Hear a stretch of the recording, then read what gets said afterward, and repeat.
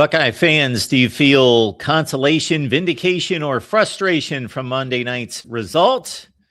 And all the Buckeye news we can gather, and of course, the final ranking for 2025. And never too early to try to pin a ranking on this team and the rest of college football for 2026. Of course, welcome to Buckeyes Live right here at the Voice of College Football. It's every Wednesday, 11 a.m. Eastern time. Sometimes we have to change the schedule. That's why you subscribe to the channel, hit that bell for the notifications to know when we go live. Steve Hellwagon on one side, Bucknuts 247 Sports, Tony Gerdeman, the Buckeye Huddle, BuckeyeHuddle.com. Let me get that correct. Too many these floating around college football these days, of course. BuckeyeHuddle.com, the Buckeye Weekly podcast. We'll keep that square for you, Tony. How you guys doing? Appreciate it. Good. Doing great. My boys pulled one out in overtime last night. So, Tone, we're still waiting on you to make your maiden voyage this year. Whenever the water's warm, although they're gonna get smacked around, I think, on Friday night. They're in with the varsity on Friday night. Number 3, Michigan.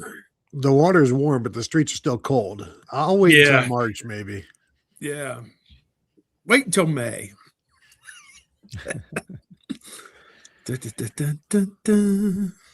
And we are presented by FanDuel. I still have to get used to that. Presented by FanDuel, everyone. All right. And we will. Hey, I think there's a lot of people that thought the officials were from FanDuel the other night with the no call on the roughing the quarterback, the no call on grabbing the jersey down the middle of the field. Those probably denied Indiana 6-7 points that they get to cover if all things being equal. And then they did call one on Indiana roughing later on, which was, just as egregious as what they didn't call on Miami. But that somebody did make a joke that the officials were assigned by FanDuel to make sure that Miami plus 6.5 was the winning side, or 7.5 was the winning side. Why they would care, I don't know. But I host a Miami show every week. I got to say, while I generally say nobody remembers who's number 2. Sorry, every fan base is the same. Is my general comment. They all are full of delusional nuts, and then some reasonable people. I got to say, no fan base that I encounter complains about officiating more than Miami fans. They got jobbed. Give me a break. The SMU loss shouldn't have happened. The Louisville loss shouldn't have happened. They got robbed both games. But they were benefiting the other night. There is no question in my mind.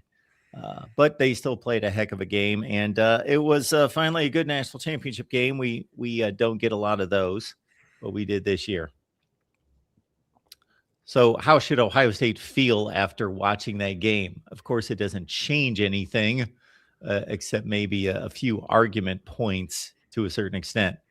They played Indiana closer, Tony. Yeah, here's my thing, and I think this will help Ohio State fans not be so angry all the time. This game doesn't have to apply to you. It doesn't have to have anything to do with you. Just let it exist on its own. You don't have to do the what if that, or, Ryan Day screwed up this, or Matt Patricia screwed up that, or Julian Sands sucks because he can't do what Fernando Mendoza does. Just appreciate somebody got the breaks. Miami didn't get any, Miami getting penalties called against them, against Indiana is one thing. Not getting them called against Ohio State, that's a break for Miami there. Malachi Tony fumbling twice and having the ball bounce right back to him, that's a break against Ohio State. Sometimes luck is involved. I said this in another podcast, I think yesterday. Nobody has ever won a national championship without some luck. And so not everything has to be a statement about what Ohio State did wrong. Not every national championship is something that Ohio State screwed up over the course of a season. Some of them maybe, but it does not everything has to apply to Ohio State. And so how should Ohio State fans feel about it? Same. I mean, sure, you had the talent to win it. You generally do. You played both of these teams in this championship game. You lost to both of them. So you were the third best team in the nation is how I would put it. maybe. Yeah, I think it just reflects well that Ohio State was in this mix with these teams. And, I think that what we see, Miami in some regards kind of followed the Ohio State recipe from last year. They kind of meandered through the regular season with 2 losses and then played their best football in December and January and got to the championship game. And I mean, obviously that went over Ole Miss, scoring the winning touchdown in the final 20 seconds or whatever it was to get to the championship game was an incredible moment, being an SEC team to do it, and Ole Miss, that's a moment, that they should, keep in their history. And I think that, I'm joking, nobody remembers who's number 2, but for a program that's been down and out for 2 decades, this was a breakthrough watershed year, and 1 or 2 breaks, they're the national champions. So they played a really good game, I thought, on the whole. The first half, obviously, was it 10-0 at halftime or something? Boy, what a slow start, but what a great finish. The second half was just one of the best halves of football I think you could ever want to see. And Miami, no disgrace in losing to, what I feel is an outstanding Indiana team and first team to be 16-0. And, it may be a while till we see another 16-0 team. I don't know. But at any rate, I just thought 2 great teams played each other. Ohio State's in the same class with them generally. And Ohio State went the other direction at the end of the season. The offensive line fell off a cliff.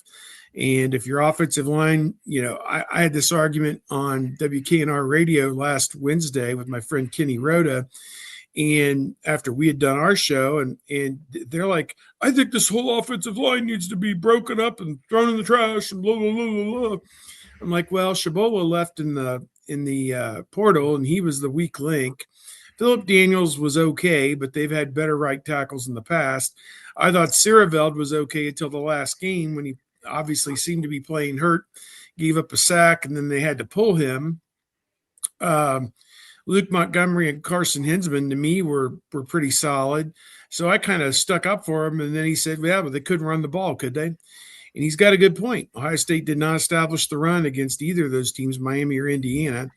And we saw how difficult it was for those teams to establish the run against each other. Eventually, Mark Fletcher broke one off for a big gain, a big touchdown. But, Ohio State did struggle in that regard. So the offensive line play kind of went down the hill when they were playing the best teams. And unlike last year, they didn't peak at the end. They kind of went the other direction, and 12-2 was the result that you got. And number 5 in the AP poll, just outside the Final Four.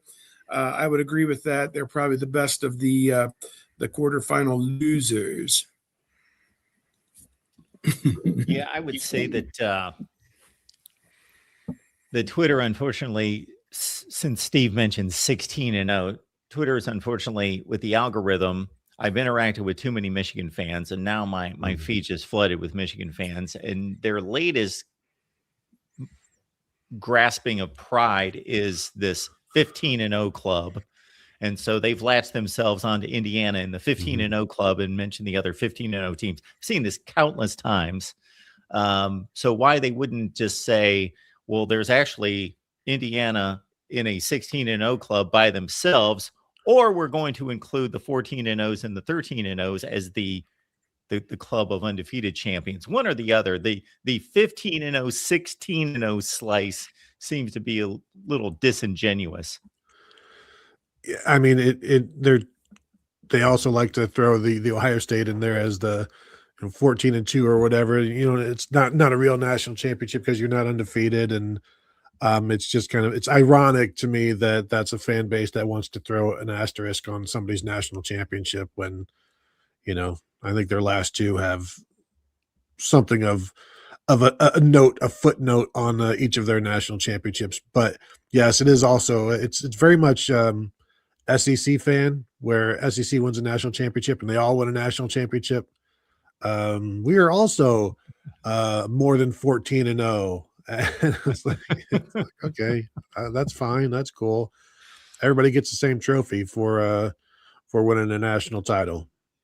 There's no you get an extra trophy for having one more win or no losses or anything like that from the CFP. They are desperately clinging on to that one season of excellence. That's pretty much what they've got the whole program riding on at this point. Absolutely. Appreciate y'all being here at the Voice of College Football. Comments, questions are welcome, of course, as we talk Ohio State football and whatever you would like to speak about, folks. You ultimately produce the show. So number 5 AP ranking. I released a 136 ranking, and I did not go to the strains of comparing every team against every other team that could be close to them. I just basically went record, strength of conference, head to head, and a general knowledge of best wins and best losses, and released a 136. So I do not promote that to be flawless in any such way, because it would take an exhaustive nosedive. But I came out with Ohio State at number 3, just because I don't care what happened in the semifinals. I'm going to take the length of the season and rank the teams as such. And so number 3, number 5, we used to care about those things. I don't know that anyone else does at this point. Steve, have you gathered anything for next season with these 2026 way too early rankings? I saw a number 1 out there from somebody. Well, this is funny. Our competing network is on 3. Our friends over there, Austin Ward and Spencer Holbrook, who cover Ohio State, and Jeremy Birmingham's over there too. And so the first one I saw middle of the game the other night was on 3, and they had Ohio State number 1. And I'm like, oh, those pandering bastards, they, our competitor, they want to pander in our fan base and make Ohio State number 1. I can't believe Ohio State's number 1 for next year. And then CBS, which 24/7 Sports is owned by CBS, and Brandon Marcello came out, and he's got Ohio State number 1. So I couldn't take on 3 to task, because we were pandering just the same as on 3 was. But CBS has Ohio State number 1. ESPN, Mark Schlabach, very interesting, has Ohio State all the way down at number 6, which is kind of interesting. Let me read his top 5 ahead of them. Indiana number 1, which of course we all know they're losing the quarterback. He's projected to be one of the top picks in the draft, Fernando Mendoza. I don't know that he's declared just yet, but I'm sure that he will be declaring any minute. Texas 2, Notre Dame 3, Georgia 4, Oregon 5, and then Ohio State 6. He makes a very cogent observation here that Ohio State, I mean, this is one of those, the SEC teams talk about the meat grinder. Ohio State is going to play a meat grinder when you talk about opening at Texas. I mean, Texas is being picked in the top 3 or 4 by just about everybody, as they always are. But Ohio State has to open up down there. That's a potential 1 versus number 2 game. It was in the coaches poll this past year. It was not in the AP, because Ohio State was number 3. And then you think about the Buckeyes also have now found out that they're going to play at Indiana on October the 17th. They knew they were going to have to play Indiana, but now we have the date, middle of October, basically the middle of the season. And that'll be a fun one down there in Bloomington. The stadium fits about 55,000 people. So the draw to get into that stadium for that game is going to be really something. And my guess is there'll probably be about 80,000 people in and around the stadium total, partying and getting ready for that one. So the start now, if you're trying to get from Indianapolis to Bloomington on October the 17th for that game, because the traffic is going to be backed up way past Martinsville, Indiana for that one. And we already knew Ohio State was going to have to go on the road to get a load of this shit. Iowa, Nebraska, and USC. In addition to Indiana, there's 4 tough road games. And then they also play Illinois and Michigan and Oregon at home. So that is potentially 7 top 25 teams right there on the schedule. So it's It is definitely a meat grinder, no question about it. But I think that's what Schleybaugh was looking at it. And finally, Fox's RJ Young, I'm down to his. He's got Indiana 1 and Ohio State 2. And, again, every day you wake up and Indiana's on top of this sport, you just kind of have to wake up and pinch yourself and say, is this really for real? What is this? So, yeah, it's kind of crazy. I'd like the people who are ranking Indiana number 1 to name 5 players that will be on the team next year. Right now, just right off the top, give me 5 players that are going to be on that team next year. And then in terms, Mark, we've talked about this before. I don't like people that do their preseason rankings. I don't like the rankings. I shouldn't say it. I don't like the people. I don't like the rankings when you're predicting, well, I'm going to put them at 6 because I see some losses here. Thank you. That's just that's not what we're doing here. Are you predicting where they're going to finish, or are you predicting where you think they are in terms of talent? And because when you predict where they're going to be in terms of losses or whatever, it's like that sort of becomes a self-fulfilling prophecy as well when you start them lower because you think they're going to lose. Like, I get annoyed by that.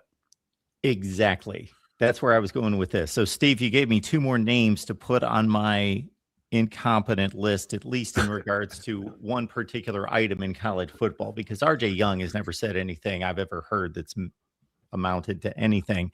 I saw Tom Fornelli, who I know nothing about, except I know he's an established college football writer. I kind of, to some 7th degree, had respect for him just because he's been in the space for a long, long time, and I just figured he knew what he was talking about. I can't think of anything I've ever read that's moved me one way or the other in terms of he came out with a final 2025 top 25 that had Texas Tech number 2. It had Miami at 7. It had some other just ridiculous rankings that was, I have no idea what he was doing. And now Mark Schleybaugh, again, I'm in Tony's camp in regards to, are we making a prediction for the final ranking? Or I approach rankings and I just think it's reasonable that who do you believe are the 25 best teams in the country in order, regardless of who they play? And based on the projection of the additions, the subtractions, who do we think are the best teams? Not trying to make a prediction and looking at schedules. Yeah. What I think was crazy, there were teams that lost to other teams in bowls that were below them. Alabama with 4 losses was ahead of Notre Dame with 2. And they shouldn't have been ahead of them with 3. What else? Illinois was not in the top 25 despite defeating Tennessee. Tennessee wasn't in the top 25 either, obviously, but Illinois, I think they won 9 games and beat Tennessee in a bowl game. I think the last time I checked, that would qualify you to be in the top 25 at the end of the season, I think. They've got some real crappy teams at the bottom of that AP top 25, and Illinois is not one of them. They deserve to be among those crappy teams. So, yeah. You guys, I saw people getting upset about Alabama being in the top 10 with 4 losses. I was just looking quickly. That's not that unusual over the past decade. I think there were 2 or 3 other teams with 4 losses in the top 10 and in the final top 10. Were they all SEC? In fact, no, I don't believe they were. But you guys can tear mine up. I don't mind. Let's see what we got here. I've got Bama at 9. I have no issue with I've got Bama at 11. I would have no issue with an argument that they're better than Notre Dame, or not necessarily better, but should be ranked higher even with 2 more losses, because obviously they played 3 more games against really good opponents. So I'm not necessarily a record guy like they've all got to line up, me in particular, but I don't know if anything stands out there in regards to that's the way I line them up. Yeah, you've got that, just to play off what Tony brought up. You've got that Vandy, Iowa, where you've got a 1-game difference between 2 teams, and you've got a head-to-head. So Iowa finished 9-4, Vandy finished 10-3. Who should be ranked higher? I generally go with head-to-head. If it's the same record, obviously, I go head-to-head, unless there's a third team, and you've got a triangle of A beat B and B beat C, but C beat A, and you can't win there. So you've got to have something out of order. But yeah, I saw the various arguments about head-to-head situations with a one-game difference in the standings. I think you look pretty much spot on. I didn't have a major issue with much of what I saw. I do believe Ohio State, there was one person, Stuart Mandel maybe came out with his, how it would go, listing Indiana 1, Miami 2 as a slash before the game, and then the rest of everybody 3 down to 25. And he had Oregon at 5 and Ohio State at 6 or 4 and 5 or something like that. And people ripped him on that. I mean, I was like, okay, which team did Ohio State lose to by 35 points? I'm confused which game that was. So if somebody could show me that one, I would appreciate it. Yeah, I know Oregon won an extra game, but yeah, I don't know. I don't recall which game that was that Ohio State lost by 35, but yeah. Yeah, no, I don't. Did you find it, Mark? Did you find at any point when you're going through your this is how I logically do it? Did you have to argue with yourself, or did you have to go against your logic in any of this? It's a good question right there, because I would like to do it more precisely. I would love to have some metric system and you throw in all the numbers and so forth, or just sit there for days and compare Rice to UTEP and then UTEP to Sam Houston and do that. I would actually enjoy doing that, but obviously I've got better things to do. Yeah. Oh, I'm constantly second guessing myself as I comb through it. But at some point I just had to say, I'm going record, then I'm going strength of conference, then I'm going my knowledge of the team's best wins and worst losses, and obviously head to head. Yeah, it's the difficulty for me is mixing in the group of 5 against the Power 5 or the Power 4. That's the difficulty for me, because I think that the Power Conference schedules are just so incredibly tougher that you really have to forge a strong season in the group of 5. Now, the American Conference is a different deal. They are pretty strong and prove that against Power Conference competition. Yeah, I think for one of those teams to be up there, you kind of have to look at them and have a couple wins over Power 5 opponents, maybe one of those on the road, maybe one on a neutral or whatever. I think, they don't get the best group of 5s don't get many opportunities against Power 4 teams just because they won't play them or they won't do home and home contracts or those kind of things with those schools. So it's kind of hard for them to get those opportunities to win those games. Just from a resources standpoint, the Power 4 schools have so much more, at their disposal to put together a winning football program than the group of 5, including NIL money. I mean, they're going to buy those Power 4 teams, that's roughly 45, 50 schools, they're going to have, 75% of the top 200 available college football players in a given year, if not a higher percentage than that. So kind of hard to go against them for those group of 5 schools. But, you look at, this an analogy for basketball. Miami, Ohio is trying to tell everybody that nobody will play us. Well, what they're saying is we won't accept a 3-for-1, or whatever they want us, or just a cram down of one game for $20,000 or whatever to take a bus to go play Kentucky or Indiana or Ohio State. We refuse to do that.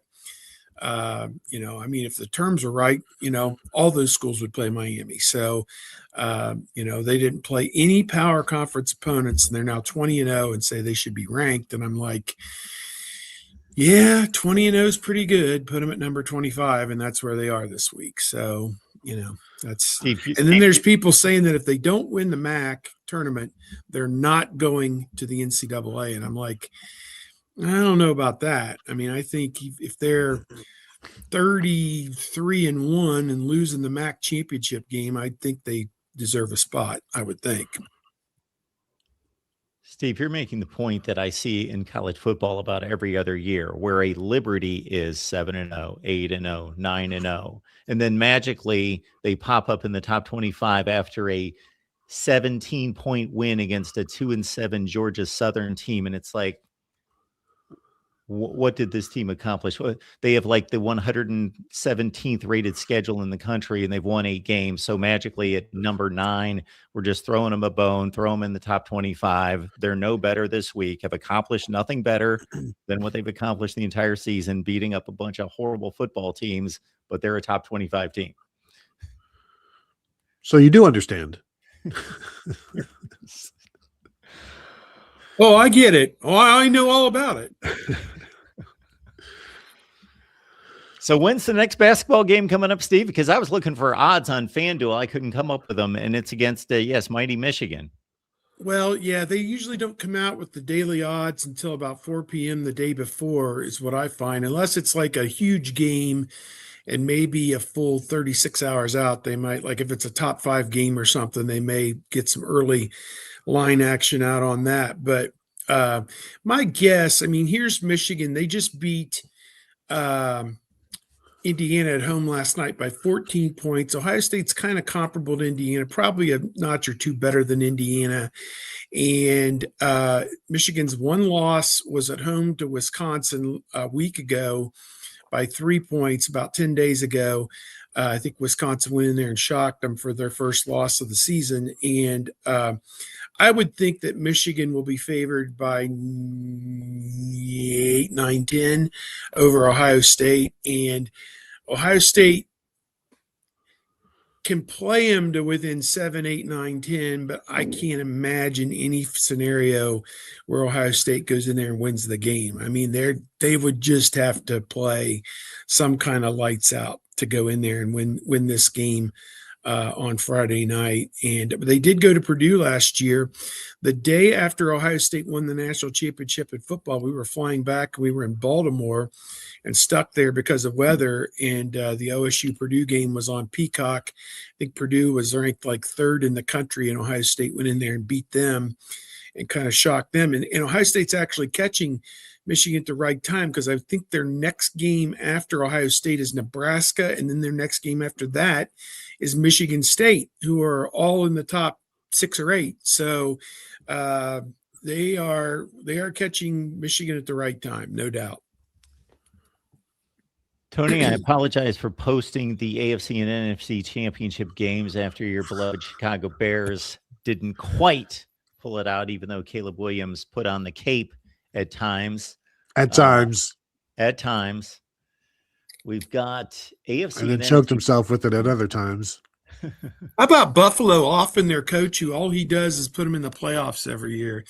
You might find out it may not be much better than that. You're the Buffalo Bills, for God's sake. God never intended you to win a Super Bowl, for God's sake. So know your role, as The Rock used to say. And we've got local radio now blaming Ryan Day for C.J. Stroud's interceptions this past week. So I unpacked all 4 of those on.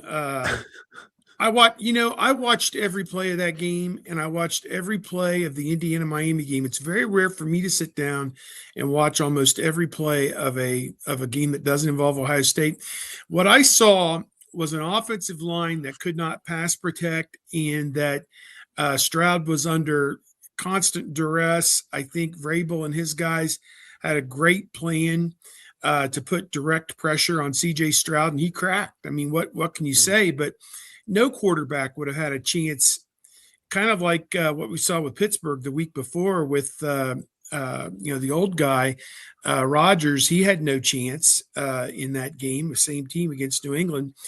And so you look at it, or I guess that was Houston the week before that they played, and they have a great pass rush with Anderson, obviously. I think 2 of the interceptions were his. He was high and wide. I mean, the one overthrow, was like a 3-yard overthrow and easy interception it looked like the intercepting player was the intended receiver. That's how far he overthrew that pass. So yeah, I think 2 of those were on Stroud. The one where he was kind of doing the naked and rolled out and the guy's right in his face, and the ball, as he's throwing, the ball gets hit and goes up in the air. That happened 1.4 seconds after the snap. I mean, that's not his fault. That's never his fault. I mean, his job is to execute that, turn and throw it. And that's what he did. And the guy was right there. And then the other one went off his receiver's hands. That's not his fault. They saying that was a catchable ball. The receiver's got to catch that. And, two of them, yeah, I'll give him two. But his offensive line played, I said, whatever's worse than dog shit, that's what their offensive line played like, because that's an F- was their offensive line for that game. And we've got a radio guy in Columbus, 97.1, saying, why should a quarterback go to play for Ryan Day, who's going to develop him for the NFL? I mean, are we serious? I mean, are we really serious about what we're saying? I mean, Stroud has had one of the best 3-year runs of any quarterback starting his career in the last 30 years to do what he's done, even with some injuries and different problems that he's had. That guy, he's a stud, and I don't care what happened in that game. That Houston had no plan to deal with what New England threw at them. Yeah. He's let him do a playoff win each of his 3 years. Like, that's get him some help. His receivers were injured. His offensive line was non-existent. But, put it on Ryan Day if you want. Yeah. Ohio State Buckeyes Live, presented by FanDuel. Appreciate you being here. Comments and questions are welcome. The super chat's available. Consider that Tony and Steve show up nonstop. This is like clockwork, death and taxes. Here they are. I think this is a pretty interesting question that Ed Rogers serves up here. Do you think Ryan Day will insist on having the slowest offense in the country again next year? Well, I mean, let's see who he hires as offensive coordinator and what their opinions are. Yeah, I don't think you need to do this. I understand why he does it. I understand why he believes it's the right way to go. I don't think you need to.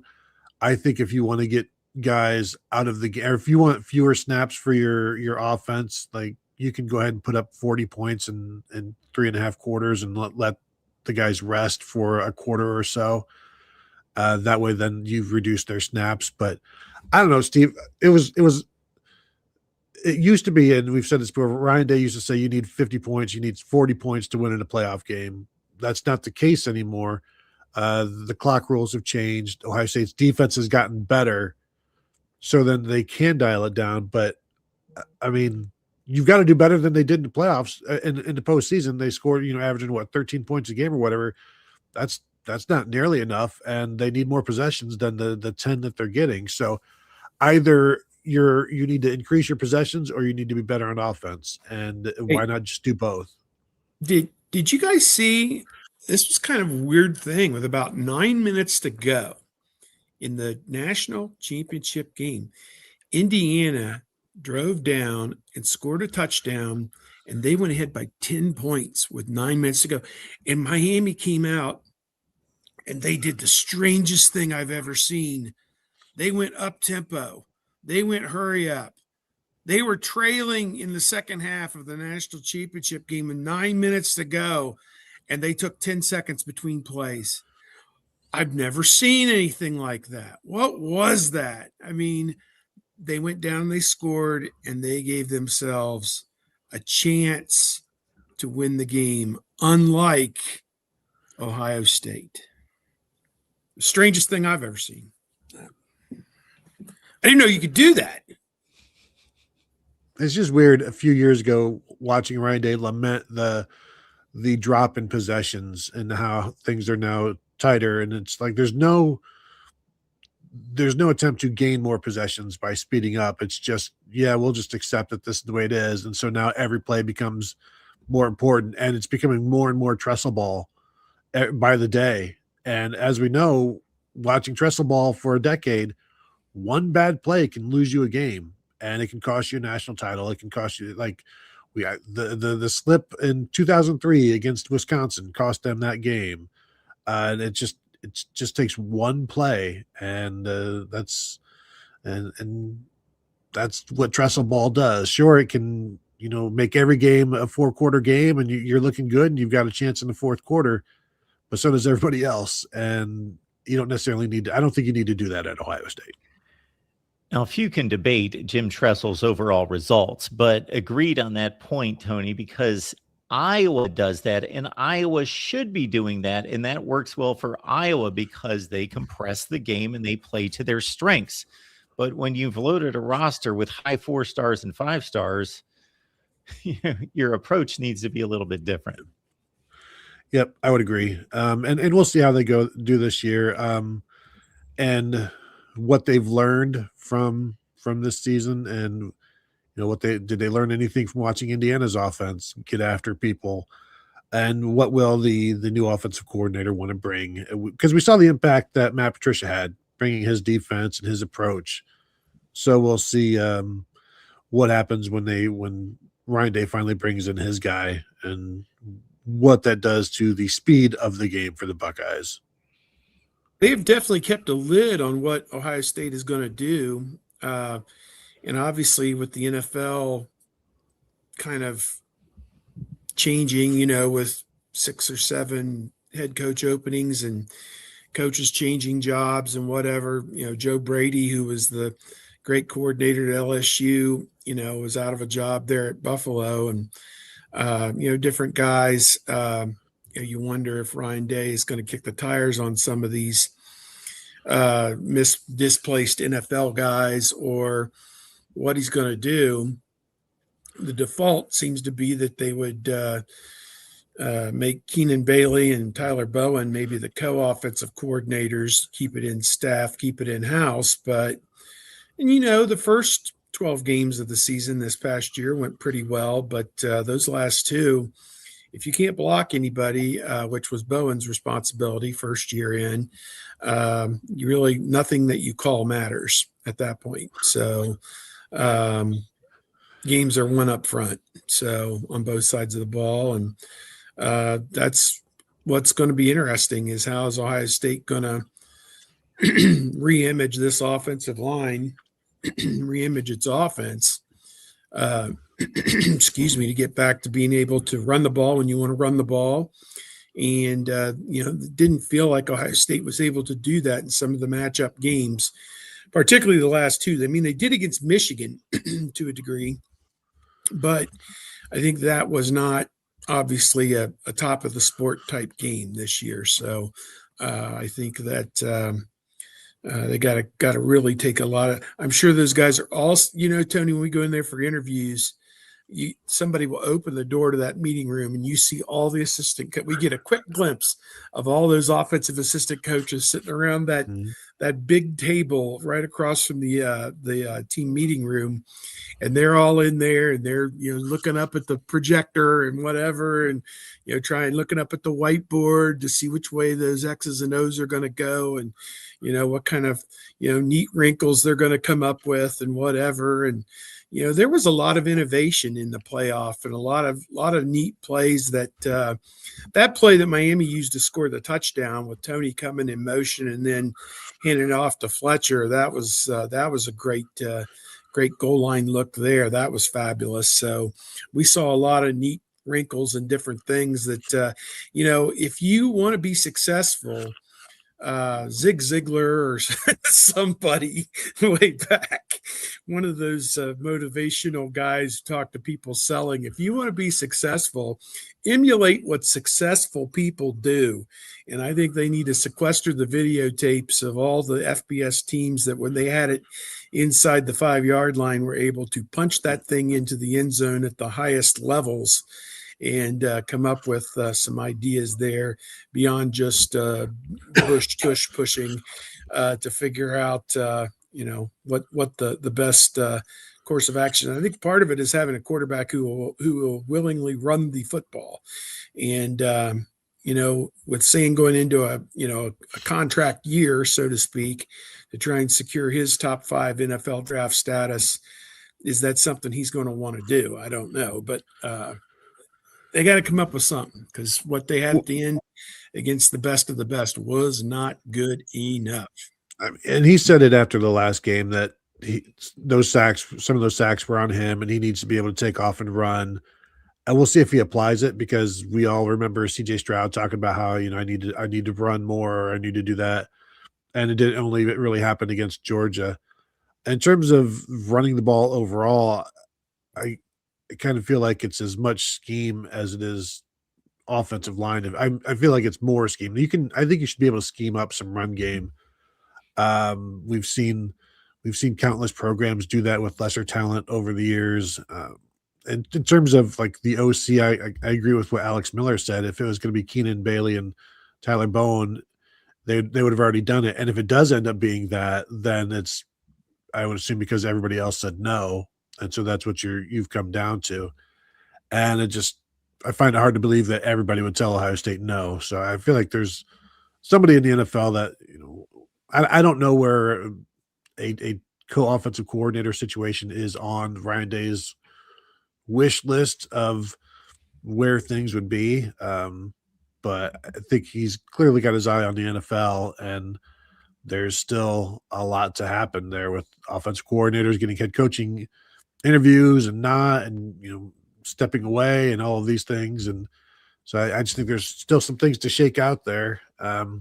But when did Matt Patricia get the job? It was like middle of February, something like that. There's nothing going on right now anyway. Really? The offensive coordinator can't go out and recruit because they already have 10 assistants. So there's nothing that is necessary for an offensive coordinator to be hired right now anyway. So I don't feel like it's that big of an issue, even though it's like the offensive coordinator is not a big issue. It's just not right now. It's not.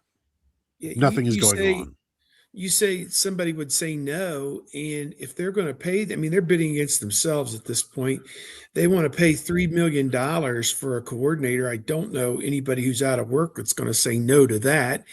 I think that there's been talk that they want to give Matt Patricia a 3-year deal at $3 million a year to lock him in, as best as they can. That was the rumor. I don't know if that's entirely true. And Tony, do you get the sense that Matt Patricia, we haven't got any inclination that he signed such a deal yet, that he's kind of keeping his phone lines open in case a newly hired NFL head coach wants to bring him in as their defensive coordinator based on his track record at New England and also based on what he did at Ohio State this year?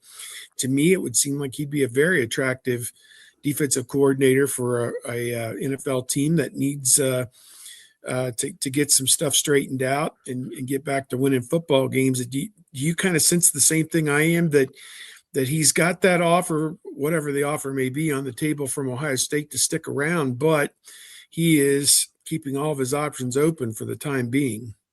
Well, I was told about a week ago that it looks like he's back. Right. But you're right. Like, why not sign it? Why not announce it if it's all final? And so, yeah, I do think it's one of those things where as things settle and calls get made, then there's going to be something to weigh. I think right now, the way Ohio State is operating is that he's back based on the people that they're bringing in through the portal, and just, you're not hearing any, there's no interviews for defensive coordinator or anything like that going on that we're hearing about. So my belief is that he is back until I hear otherwise, but also these things are very fluid, and anything can happen at any given moment as we just all sit and watch both the player carousel and the coaching carousel. Like, look at what Duke is going through right now, having their quarterback stolen by Miami, and then trying to figure out how to overcome that. So I'm never going to say anything is final in this era, especially when he can sign a 3-year deal for $9 million or whatever and still go and leave for the NFL. I mean, that's, it's every contract can be broken, basically. Yeah. One of the national writers on that Duke Mensa situation, I guess they filed a lawsuit or asking for a temporary restraining order to stop him from leaving to go to Miami. And they have all these receipts apparently, but they really don't mention Miami as a whatever you'd call it, a poacher or tamperer. They they said that somebody came out on Twitter and had the entire deal outlined at 2 p.m. that Mensa was getting from Miami, and Mensa was not in the transfer portal. And then Mensa, in a hierarchy of things that happened later in the day, called Coach Diaz, told him he was leaving, then called compliance at Duke to say, start my paperwork, please. And then within an hour or two, it was announced he was going to Miami. I mean, it was like boom, boom, boom, So kind of like on the 4th of July, you get those 2 at the bottom, 2 in the middle, and then the boom at the top. Like, he's possibly leaving. He is definitely leaving. He's a Miami Hurricane, so they are suing. And, I guess we'll see this week's sign that the apocalypse is upon us. So we get 4 or 5 of them every week. Remember how we used to get 1 a week in Sports Illustrated? You're like, damn, shit's changing right before our eyes, isn't it? Now it changes 3 times a day. and here's a guy who didn't just throw out a tweet one day to say, yeah, I'm leaving, or I'm committed to Duke. I'm committed to Duke. I'm staying here. This is a guy who called in the entire, production, Duke production team to produce a whole full-blown video with the highlights and the lights and the strobes and that I'm staying. This is he does the whole mic drop and walk off. And yeah. That video we made, that was a mistake. We shouldn't have done that. That was an accident. It got out accidentally. I'm sorry. I like the report that Jordan Seaton, the Colorado offensive lineman, had Colorado film what they thought was an I'm back video, but it turned into a I'm transferring video. Oh my God. And that's he took the footage and used it on his own. I guess. Oh my God.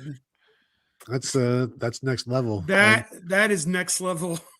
And that's one of my so I wrote about the portal this past week and how Ohio State fans are like, why isn't Ohio State going after people in the portal? And clearly Ohio State feels pretty good about what they have, but it's like, do you want to go spend $3 million on a second team all league Jordan Seaton, or do you just want to keep your second team all league Austin Searveld for much less? And like Jordan Seaton is seen as this end all be all, and it's like, maybe, for 1 year, maybe we'll see, but it's a lot to add to your room, and it raises the price of everybody else as well, and then it also sets expectations for your next left tackle.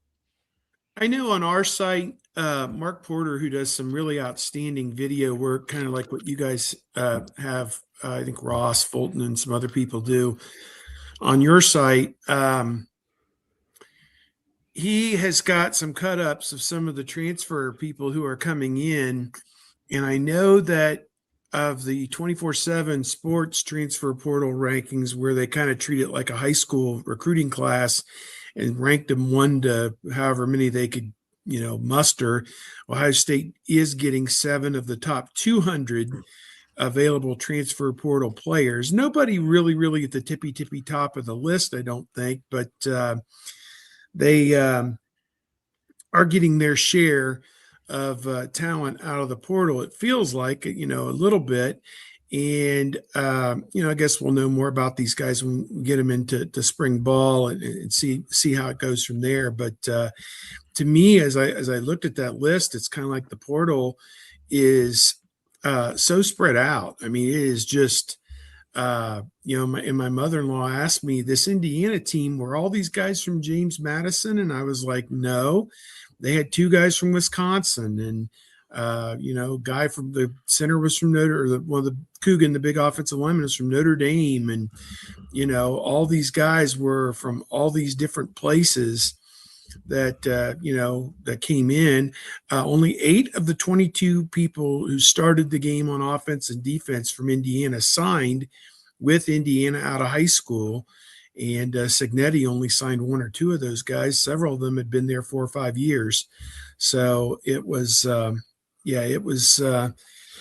It was kind of telling. I mean, when you think about it, and people are like, is this good or bad for college football? I think it was good for college football in the sense that it created a story that people paid attention to.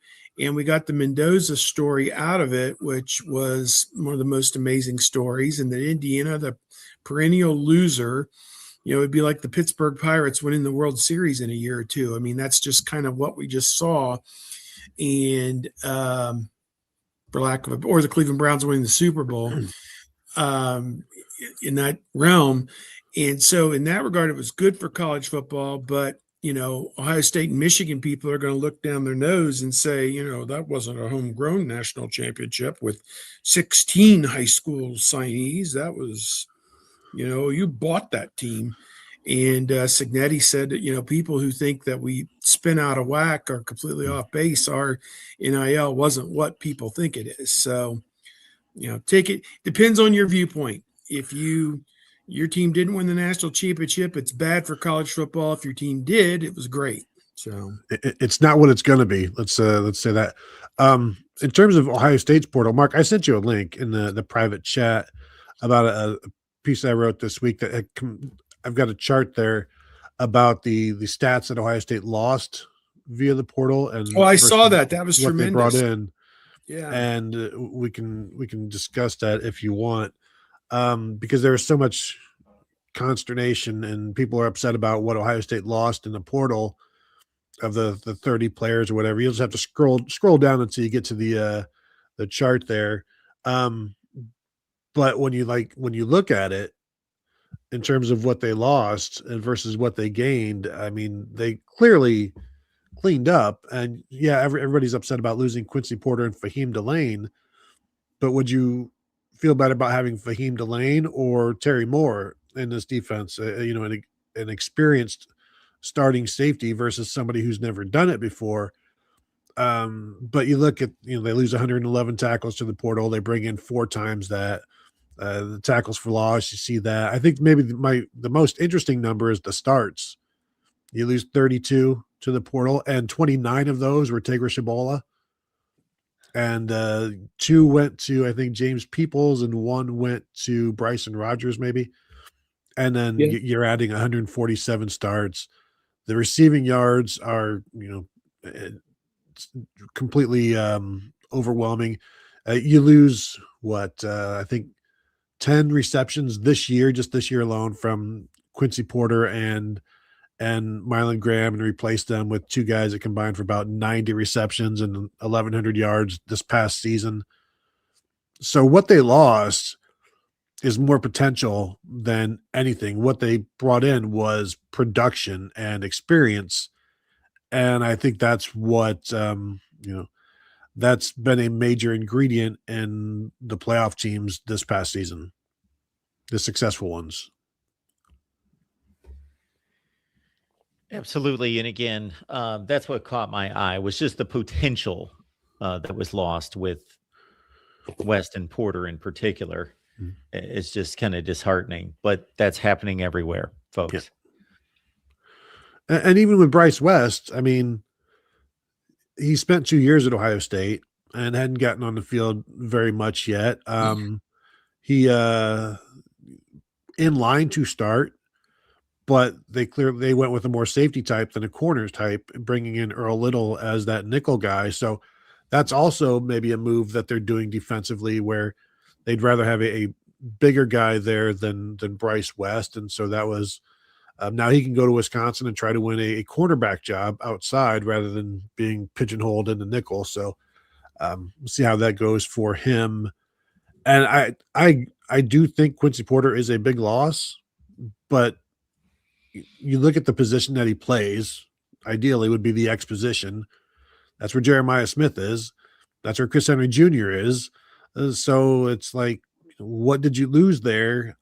You lost some potential, but you can't pay all of the wide receivers all of the money because it's only one position room. You've got other guys that need the money too. Yeah, 2021-22 Ohio State football was fun, and going back to our play clock discussion, calling plays, squeezing the game combined with this. Yes, that was fun to watch when it was 49-0 against a top 10 Michigan State team at halftime. But the end result wasn't necessarily a championship caliber, sturdy team on both sides of the ball. Absolutely. Well, Tony, you've given us this gem this week. So everyone, the link is in the chat to check out that article top to bottom. Anything else you've got working? Yeah, we're doing some Buckeye Weekly podcasts. I've dropped a few talking about the biggest loss in the portal, the biggest gain in the portal, what Ohio State can learn from Indiana. And then we're going to do some portal grades here and drop those today and tomorrow. And I actually just also posted my projected two deep on at BuckeyeHuddle.com. There's a lot of questions. And I not like, oh, who's going to play here. It's just in terms of what Ohio State wants to do. I think they got a lot of guys that can fill some holes. And it's just a matter of, which of those versatile guys will it be?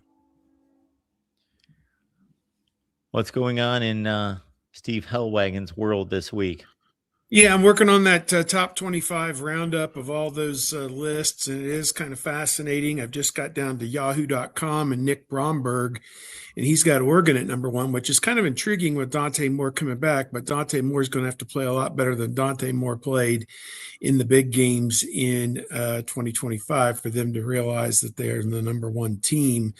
He's got Texas 2, Indiana 3, and Ohio State 4, so 3 of the top 4 are in the Big Ten. He's kind of hedged his bets there. So if you figure 2 of those 4 might make the playoff, that would reflect well on Mr. Bromberg here, I guess, in his early list. But and I'm kind of on board with what you're saying about Indiana, that is his reload going to be a lot tougher than Ohio State's reload? It might be. I don't know. So I guess we'll see. Getting the quarterback from TCU, as I saw there in the chat, does help the cause, certainly. And, we'll see what happens with that. But I'm working on that. I want to work on kind of a comings and goings story, kind of like what Tony put out there, to kind of, say this is what the quarterback group looks like now. This is what the running back group looks like, and kind of look at it and approach it from that way. And, show that, I mean, the numbers are astounding. 34 players transferring out,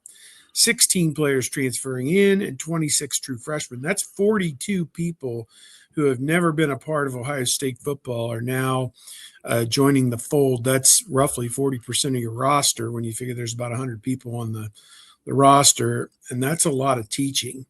That's a lot of slowing down to get everybody up and running on the same page, and that's a lot of work. And so we'll see how they go about it here in the year 2026. Also got my hands full with all this basketball stuff and whatever else is going on in the world. So, it's we're keeping busy, that's for sure.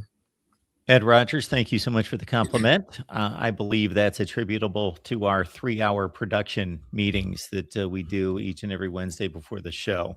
Exhaustive work that we do prep for this show. Helps to have our 6 ESPN producers too that, yes, get segments for us and wink, wink, and videos. And Troy, Robert, Alex, Doreen, Mika. What thank you so much. What did we think of ESPN's production of the championship? I thought on the whole it was okay. I don't know that anything stood out. What stood out to me, the lack of Michael Irvin. I did not see a single shot of him, which surprised me, and I wonder if it had been going the other way, if like Miami would have been winning, we would have seen more of it. But I do wonder if they got the note like we've seen enough of Michael Irvin. What is his status? Does he work for any of the networks now doing NFL stuff? I know he's bounced around and had issues off the field and different things. Is he work for anybody? Know. He used to be on ESPN, didn't he? Because yeah. I mean, he was the player. Yep. I mean, didn't he have that segment that Chris Carter took over, or that he took it over from Chris Carter, or seriously, or whatever, or you whatever that was. Come on, man. Come on, man. Yeah, whatever that was. Yeah, I mean, I remember that. Yeah, he was a staple there. He was a staple there. Now he just cheers and throws fits and somersaults and so forth on the sideline of Miami game. I'm going to go Colin Cowherd here, and college football is just better when the U is relevant and, in parenthesis, losing big games. So, yeah, it's just better. All right, folks. Amazon links in the description section. When you leave, please take the Amazon link with you. It helps us grow and build the channel. Follow Tony's work, of course, all week, and Steve as well. We'll see you back here next week on Buckeyes Live.